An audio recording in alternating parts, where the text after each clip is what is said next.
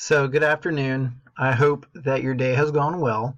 To reassign the diagnostic for your students in case these mistakes happen, you want to go to your home screen, you log in, you're going to come up to work. On that second tier, that white bar, you're going to go ahead and click assessments. And this is where you'll see the assessments that are currently assigned to your class. I know that you accidentally deleted it, which is fine, that happens. Come over here to create a new assessment. You're going to make sure it's assigned to the right class. And what we're going to do is we're going to click on that class. You're going to deselect the students because right now it's to all of them. You're going to pick a specific student.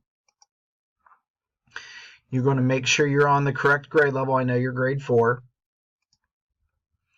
Type of assessment, grade level. And then I would go ahead and have today as the starting date. You can go ahead and put in the 31st as that ending date. I typically try to make the time that it ends after school time. You're going to title this assessment the same as the last one, which is the oh my goodness, I totally forgot. There we go. 4th grade winter TenMarks diagnostic.